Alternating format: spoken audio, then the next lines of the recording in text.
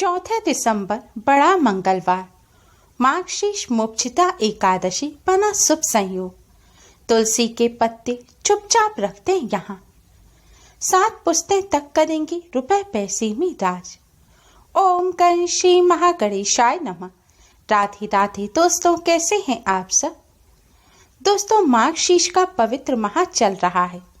यह माह भगवान श्री कृष्ण को समर्पित होता है। इस माह को भगवान श्री कृष्ण का स्वरूप माना जाता है। मार्गशीर्ष मास का हमारे धर्म शास्त्रों में विशेष महत्व बताया गया है। मान्यताओं के अनुसार इस माह में की गई व्रत और पूजा का अन्य माह की तुलना में कई गुना अधिक पुण्य फल प्राप्त होता है। यह माह भगवान श्री कृष्ण को प्रसन्न करने के लिए बहुत ही खास माना जाता है। मार्गशीर्ष मास में पड़ने वाली एकादशी का भी विशेष महत्व होता है। मार्गशीर्ष मास की शुक्ल पक्ष की एकादशी को मोक्षिता एकादशी के नाम से जाना जाता है। धार्मिक मान्यताओं के अनुसार मोक्षिता एकादशी का व्रत करने से सभी पापों से मुक्ति मिलती है और पूर्वजों को स्वर्ग तक पहुंचाने में भी मदद मिलती है। मोक्षिता एकादशी का अर्थ है मोक्ष प्रदान करने वाली एकादशी। इस एकादशी का उपवास करने से व्यक्ति को मृत्यु के बाद मोक्ष प्राप्त होता है।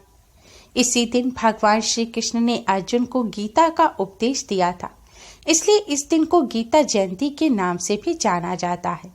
इस दिन गीता का पाठ करना बहुत ही शुभ और मंगलकारी होता है। दोस्तों, इस बार मोक्षिता एकादशी का व्रत 14 दिसंबर दिन मंगलवार को रखा जाएगा और व्रत का पारण 15 दिसंबर को किया जाएगा। व्रत पारण करने का शुभ मुहूर्त है 15 दिसंबर की सुबह 7:05 से सुबह 9:09 तक। अगर आप इस समय अवधि में व्रत का पारण ना कर पाएं तो आप दोपहर तक किसी भी समय व्रत का पारण कर सकते हैं, क्योंकि इस बार द्वादशी तिथि रात 2:01 पर समाप्त होगी और एकादशी व्रत का पारण द्वादशी तिथि समाप्त होने से पहले करना चाहिए। इस एकादशी के दिन भगवान श्री हरि विष्णु का पूजन करने से मनुष्य इस लोक में सुख भोगकर परलोक में स्वर्ग को प्राप्त करता है। दोस्तों, एकादशी तिथि भगवान विष्णु को अति प्रिय है। माना जाता है एकादशी तिथि पर भगवान विष्णु को प्रसन्न करने के लिए जो भी पूजा या उपाय किए जाते हैं वह बहुत ही जल्दी शुभ फल प्रदान करने वाले होते हैं।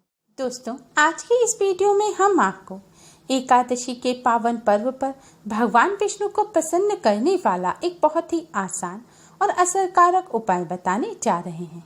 इस उपाय को करने से भगवान विष्णु जी के साथ साथ धन की देवी माँ लक्ष्मी जी की भी असीम कृपा प्राप्त होती है और घर में सुख समृद्धि और शांति बनी रहती है। भगवान विष्णु की कृपा से कष्टों से छुटकारा मिलता है। दोस्तों, यह उपाय आपको तुलसी जी के पत्तों से करना है। तुलसी जी का हमारे शास्त्रों में विशेष महत्व बताया गया है।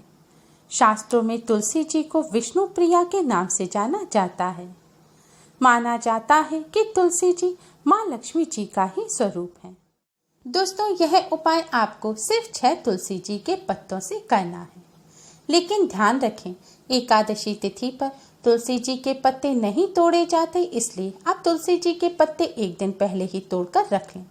अगर पहले नहीं रख पाए हैं तो तुलसी जी के पौधे के पास अपने आप से जो टूटे हुए पत्ते पड़े हैं आप उन्हें उठा लें और उन्हें धोकर इस्तेमाल कर सकते हैं। अगर वह भी ना हो तो भगवान जी को आपने पहले दिन तुलसी जी के पत्तों का भोग लगाया हो, उन पत्तों को भी आप पानी से धोकर पुनः इस्तेमाल कर सकते हैं। तुलसी जी के पत्ते कभी भी बासी या खराब नहीं माने जाते। यह उपाय आप एकादशी तिथि पर किसी भी समय कर सकते हैं, लेकिन रात्रि के समय करेंगे तो अति उत्तम रहेगा, क्योंकि एकादशी पर रात्रि जागरण का विशेष महत्व होता है। दिन में किए गए पूजा पाठ की अपेक्षा रात्रि में की गई पूजा बहुत ही जल्दी शुभ फलदायी होती है। उपाय करते समय स्वच्छता और पवित्रता का विशेष ध्यान रखें। मुंह हाथ पैर अच्छी तरह से धोकर साफ कपड़े पहनकर ही आप इस उपाय को करें। उपाय करने के लिए अपने मंदिर के सामने आसन बिछाकर बैठ जाएं। इसके बाद भगवान श्री गणेश को प्रणाम करें, भगवान विष्णु माँ लक्ष्मी जी को प्रणाम करें। और भगवान जी के सामने एक शुद्ध घी का दिया जलाएं और एक सुगंधित धूप बत्ती जलाएं। शुद्ध घी ना हो तो आप मीठे तेल का दिया भी जला सकते हैं। दिया जलाने के पश्चात आप भगवान श्री हरि विष्णु को किसी फल मिष्ठान का भोग लगाएं। फल मिष्ठान ना हो तो आप शक्कर, गुड़, मिश्री किसी भी चीज का अपनी इच्छानुसार सुविधानुसार भोग लगा सकते हैं। भगवान जी को जिस भी चीज का आप भोग लगा रहे हैं उसे प्लेट में रख के भगवान जी के सामने रखें और उस चीज के ऊपर आप एक तुलसी जी का पत्ता अवश्य ही रखें। शास्त्रों में बताया गया है कि तुलसी जी के पत्ते के बिना भगवान विष्णु भोग को स्वीकार नहीं करते। भगवान विष्णु और उनके सभी अवतारों और स्वरूपों की पूजा में तुलसी का नैवेद्य नहीं होने पर पूजा अधूरी मानी जाती है। भगवान विष्णु जी की पूजा के लिए तो यहाँ तक कहा गया है कि कोई भी नैवेद्य ना हो, कोई भी विधान ना किया हो और केवल तुलसी जी का एक पत्ता ही भगवान विष्णु जी को अर्पित कर दिया जाए तो पूजा का संपूर्ण फल प्राप्त हो जाता है।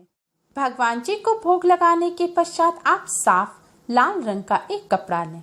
लाल रंग का कपड़ा ना हो तो आप लाल रंग का कागज भी ले सकते हैं। इस कपड़े में आप बचे हुए 5 तुलसी जी के पत्ते रख दें और इन्हें कपड़े में लपेट दें। अब तुलसी जी रखे हुए इस कपड़े को आप भगवान श्री हरि विष्णु जी के सामने रख दें। इसके बाद आप भगवान विष्णु जी के गायत्री मंत्र का 108 बार जाप करें। मंत्र इस प्रकार है: ओम नारायणाय विद्महे वासुदेवाय धीमहि तन्नो विष्णु प्रचोदयात्। ओम नारायणाय विद्महे वासुदेवाय धीमहि तन्नो विष्णु प्रचोदयात्। अगर आपके पास तुलसी जी की माला है तो इस मंत्र का आप तुलसी जी की माला पर जाप करें, नहीं तो आप जिस भी माला का इस्तेमाल जाप के लिए करते हैं आप उस पर इसका जाप कर सकते हैं। अगर कोई माला नहीं है तो आप मिश्री के 108 दाने गिनकर रख लीजिए, उस पर इसका जाप कर सकते हैं। मंत्र का जाप करने के पश्चात आप भगवान जी की आरती करें। आरती करने के पश्चात आप भगवान श्री गणेश जी को प्रणाम करें, भगवान विष्णु, माँ लक्ष्मी जी को प्रणाम करें और आपने भगवान विष्णु जी के सामने कपड़े में लपेटकर जो तुलसी जी के पत्ते रखे हैं उन्हें उठाएं, उन्हें अपने माथे से लगाएं और अपनी दोनों आँखों से स्पर्श कराएं। इसके बाद आप पत्तों को अपने हाथों में लेकर भगवान विष्णु, माँ लक्ष्मी और तुलसी माँ को प्रणाम करें और पत्तों को देखते हुए अपनी सारी मनोकामना आप भगवान विष्णु जी से कहें। आपकी जो भी समस्या है उसे दूर करने की प्रार्थना करें, जो मनोकामना है उसे पूरी करने की प्रार्थना करें। प्रार्थना करने के पश्चात फिर से अपने माथे और अपनी दोनों आँखों से आप इन पत्तों को लगाएं। पत्तों को लगाने का मतलब यह नहीं है कि आप एक एक पत्ता निकाल कर लगाएं। इसका मतलब है कि कपड़े में, कागज में आपने लपेटकर जो पत्ते रख रखे हैं उस पुड़िया को आपको अपने माथे और आँखों से लगाना है। मनोकामना मांगने के पश्चात अब आप फिर से इस पुड़िया को भगवान श्री हरि विष्णु जी के सामने रख दें। शास्त्रों में बताया गया है कि इस उपाय को करने से मनोकामना जल्द ही पूर्ण हो जाती है। जब तक आपकी मनोकामना पूर्ण ना हो तब तक आप इन पत्तों को भगवान श्री हरि विष्णु के सामने ही रखा रहने दें या फिर आप अपने मंदिर में भगवान जी की तस्वीर के पीछे या साइड में रख सकते हैं। जब आपकी मनोकामना पूर्ण हो जाए तब आप इस पुड़िया को शुद्ध बहते हुए जल में बहा दें।